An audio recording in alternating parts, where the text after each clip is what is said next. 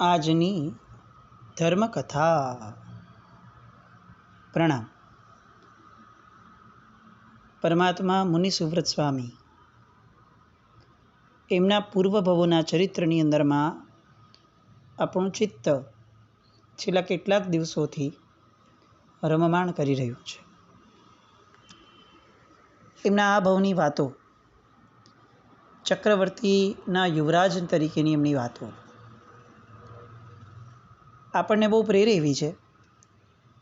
એટલા માટે કે જે સંબંધો આપણા જીવનમાં આજે પણ અતિ મહત્ત્વ ધરાવે છે, એ જ સંબંધોને એમણે બહુ વિશિષ્ટ રીતે જીવનમાં મહત્ત્વ આપ્યું હતું. મિત્રતા, વીરસેન સાથેની મૈત્રી. આપણે ગઈકાલ સુધી જોયું કે વીરસેન હવે પોતાનું રાજ્ય પ્રાપ્ત કરવા માટે, પુનઃ પ્રાપ્ત કરવા માટે જ્યારે કટિબદ્ધ બન્યો છે, એને જ્યારે સમાચાર મળે છે કે એમના પિતાજીનું મૃત્યુ બહુ દુઃખદાયક રીતે થયું છે અને એ પછીથી એ જે રાજ્ય છે એ રાજ્યની અંદર, સુષેણ દેશની અંદરમાં કાળો કેર વર્તાવવાનું એના ભાઈએ શરૂ કર્યું છે. એટલે હવે એમને પણ એ ભાવ થયો, પરાક્રમી વ્યક્તિ છે એટલે એને ભાવ થયો કે હું મારા રાજ્યને આવી સ્થિતિમાં જોઈ ન શકું. અને વીરસેન અનુમતિ માંગે છે ચક્રવર્તીની પાસેથી. એક પત્ર માંગે છે અને એક તલવાર માંગે છે. એ બંને મળ્યું એટલે એમણે વીરસેન અને માધવ આદિ જેટલી પણ સેના હતી એ બધા જ લોકો હવે પોતાના દેશ તરફ આગળ વધ્યા. આ બાજુ વજ્રકુંડલ પોતાનો પરમ મિત્ર એણે વિદાય લીધી છે, પણ બીજે જ દિવસથી એ પોતે પોતાના નિત્યક્રમની અંદરમાં પરોવાઈ જાય છે. એમનું રૂટીન હતું વન વિહાર કરવો, અશ્વ સવારી કરવી, જલ ક્રીડા કરવી, શતરંજના ખેલ ખેલવા, પાંડિત્યભરી વાતોની ચર્ચા કરવી, વીરતા પ્રેરક રમતો રમવી, શસ્ત્ર સાથે રમવું, શાસ્ત્રોનું લેખન આદિનું કાર્ય કરવું. આ બધા જ કાર્યોની સાથે સાથે એના રૂટીનની અંદરમાં અલગ અલગ જિનાલયોની ભક્તિ, દર્શન, પૂજા, વંદન, આ બધું જ એક રૂટીનમાં એક સેટ થયેલી ઘટનાની જેમ રોજ એ અનુસરાતું હતું. અલગ અલગ જિનાલયોમાં પૂજા ભક્તિ કરાવે, અલગ અલગ જગ્યાઓએ જાય એટલે સાધુજનોના સમાગમ થાય, મહાત્માઓ સંતો પાસેથી જઈ અને ધર્મની વાતો, પ્રેરણાઓ એ ઝીલવાની. અને આ ભવની અંદરમાં જે સત્તા અને વૈભવ મળ્યા હતા કે જેના કારણે એમને જીવનમાં કોઈ પણ કામ કરવું પડે એવી સ્થિતિ ન હતી, એવો ભાર ન હતો. પુણ્યાનુબંધી પુણ્યની આ એક ખાસિયત છે. આપણે આમ વિચાર કરવા જઈએ તો આપણે ત્યાંના અબજોપતિઓના છોકરાઓ પણ જુઓ તો અંતે એણે કામ તો કંઈક કરવાનું રહે જ છે.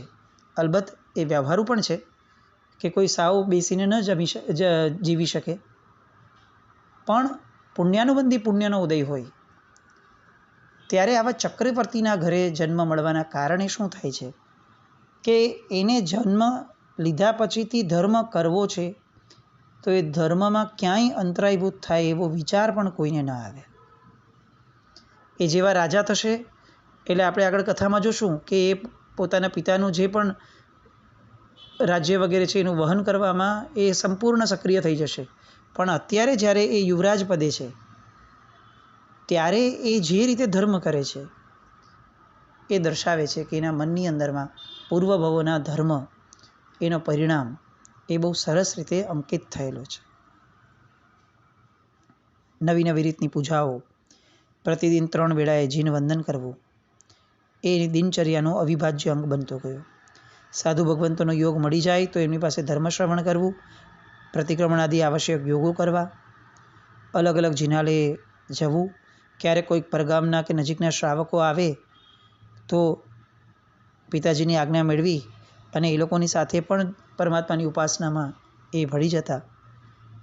આમ એક સરસ મજાનું દયાળુ, પરગજુ, ઉદાર, દાનવીર, આ બધા ગુણોથી યુક્ત એવું એક જીવન અહીંયા વજ્રકુંડલ એ પોતાનું પસાર કરી રહ્યા છે. ક્યાંક ક્યાંક એને યાદ આવે છે કે મારો મિત્ર વીરસેન ક્યાં પહોંચ્યો હશે.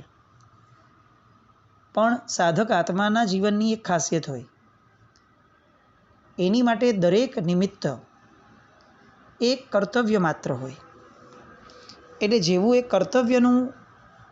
કર્તવ્ય પૂરું થાય, એનો સમય પૂરો થાય એટલે કર્તવ્ય ભેગું કર્તૃત્વ પણ નીકળી જાય.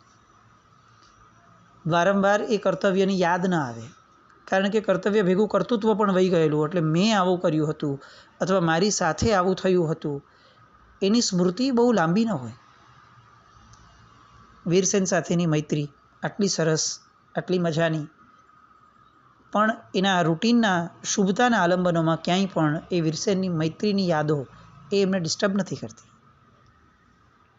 એકવાર એવું થયું અચાનક જ કે દ્વારપાળે સમાચાર આપ્યા કે વીરસેનનો અનુચર એવો માધવ આપને મળવા આવ્યો છે. એટલે તરત જ કુમાર એની સાથે બેસી ગયા, ક્ષેમ કુશળ પૂછ્યા. તરત પૂછ્યું કે ભાઈ, મારો મિત્ર વીરસેન એ ક્ષેમ કુશળ છે, એ બરાબર છે ને? અને માધવ કહે છે કે હું બહુ ટૂંકાણમાં આ જવાબ નહીં આપી શકું, કારણ કે અહીંયાથી નીકળ્યા પછીથી અમારી સાથે ઘણી બધી ઘટનાઓ બની હતી. અને હવે એ વિગતવાર વાતો માધવ શરૂ કરે છે. વજ્રકુંડલના જીવનની અંદરમાં બે મુખ્ય પ્રસંગો હવે થવાના છે.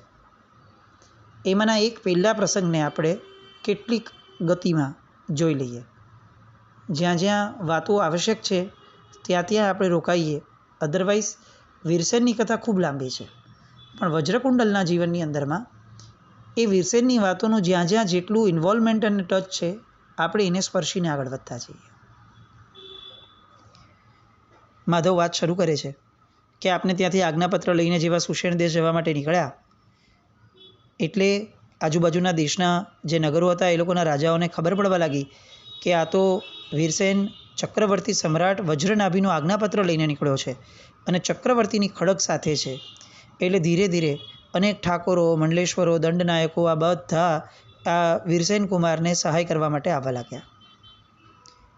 જ્યારે આ કુમારને દેશ નિકાલ થયો હતો ત્યારે ત્યાંના જે ઠાકોરો હતા આજુબાજુના, એ લોકોએ આ વીરસેન કુમારને એક ટંકનો પણ આશ્રય આપવા માટે ઇનકાર કર્યો હતો. પણ આજે જ્યારે એની પાસે ચક્રવર્તીની આજ્ઞાપત્ર અને ખડકની ભેટ છે, ત્યારે બધા જ સામે ચડીને એને સાથ સહકાર આપવા માટેનો સંદેશો આપવા લાગ્યા. વીરસેને પણ પોતાના અનુચરો મારફતે બધાને કહેવડાવ્યું કે મારી સાથે જે અન્યાય થયો છે એ તો તમને ધ્યાનમાં છે. હવે હું સિંધુશેણની સામે ચડાઈ કરવા માટે નીકળ્યો છું. તમે કોઈ પણ એક વ્યક્તિનો પક્ષ લેજો, યા તો મારો પક્ષ અને યા તો ભાઈનો પક્ષ. હવે થયું એવું કે કેટલાક ઠાકોરો હતા, એ લોકોએ સંદેશો એવી રીતે મોકલ્યો કે અમારે વ્યૂહાત્મક રીતે અત્યારે વર્તવું પડે. અમે પૂર્ણપણે કોઈ પણ એક વ્યક્તિનો પક્ષ ન લઈ શકીએ. અમારું મન ચોક્કસપણે તમારી સાથે સંમિલિત છે, કારણ કે તમારી સાથે અન્યાય થયો છે તો અમે પણ જાણીએ છીએ.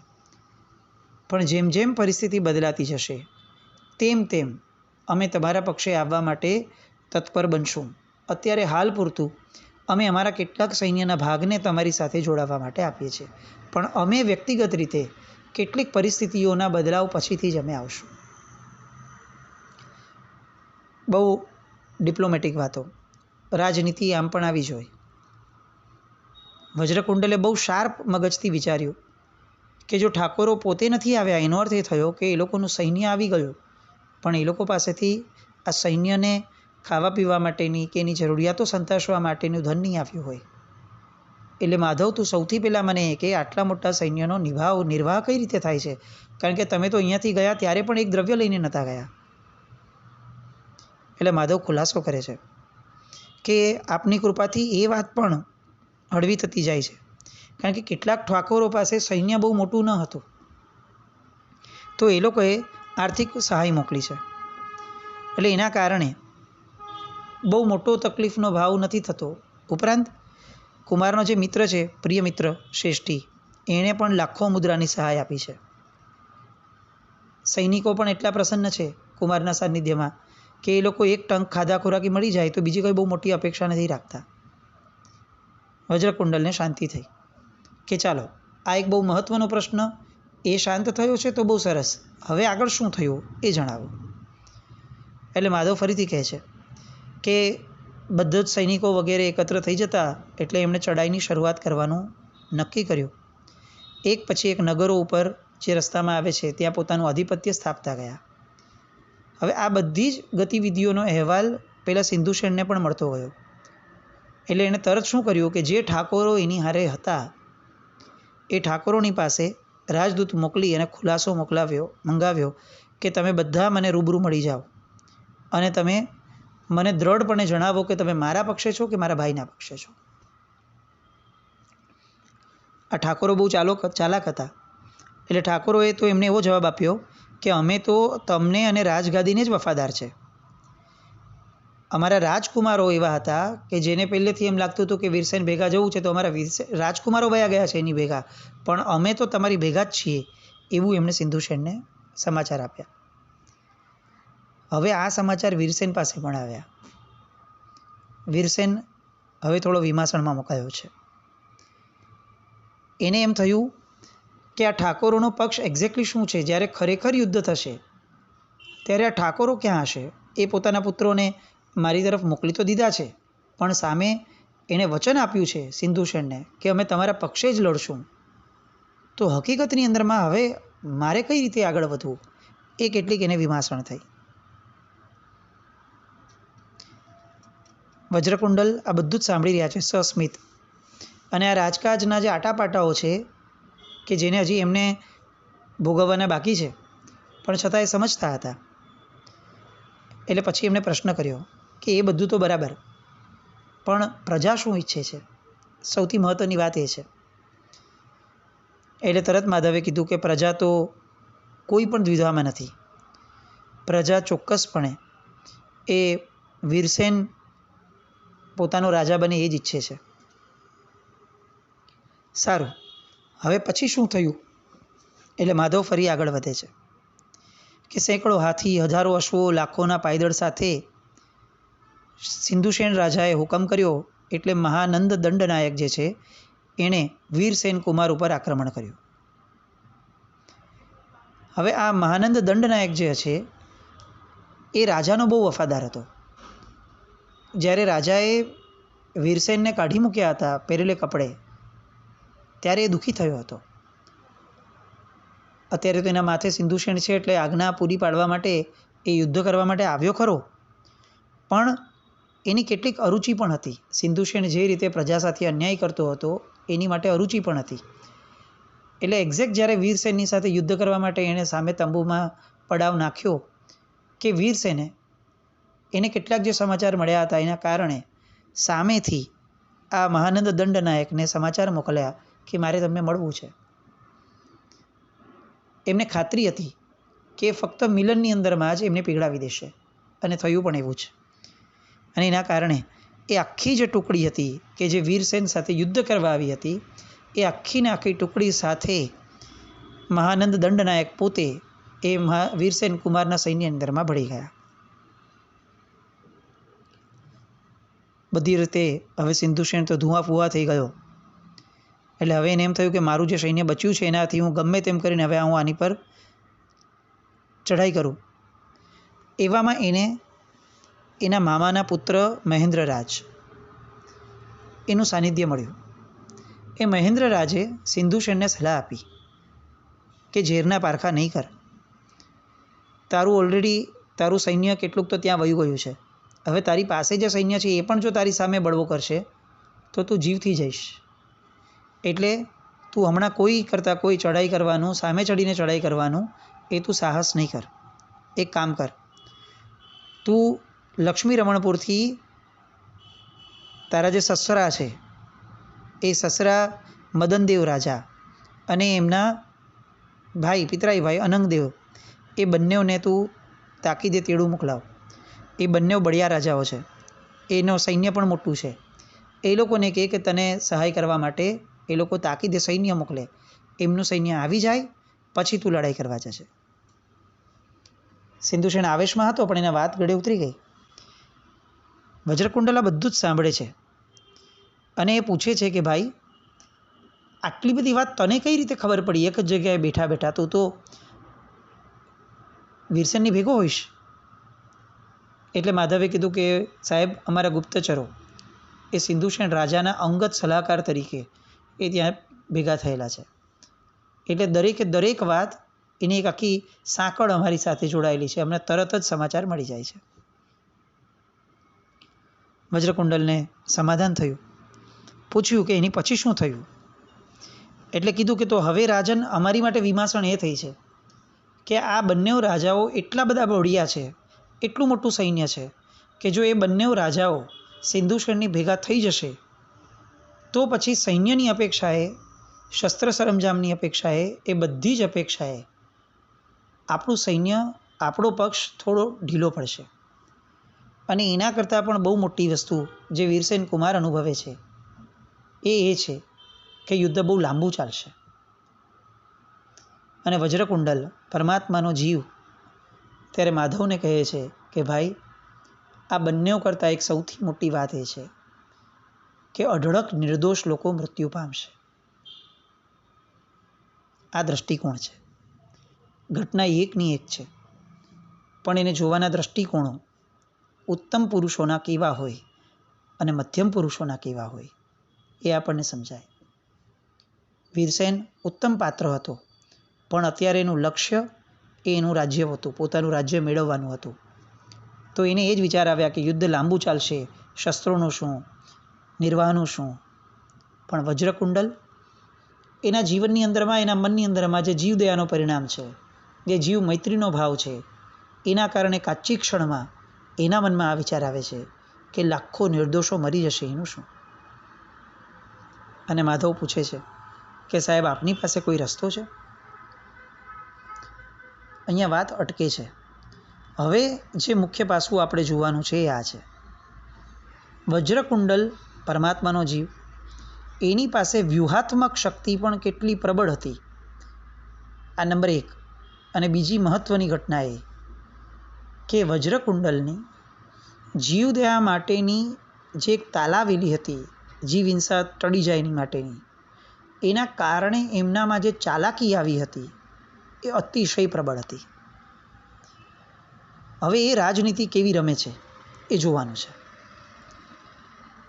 વજ્રકુંડલે આખો યોજનાબદ્ધ એનો જે ભાવ મનમાં જન્મ્યો હતો એ હવે માધવને કહેવાનું શરૂ કર્યું કે મારી પાસે એક રસ્તો છે દોસ્ત. જો આ બંનેનું સૈન્ય સિંધુસેન પાસે વહી જશે તો બહુ મોટું યુદ્ધ થશે.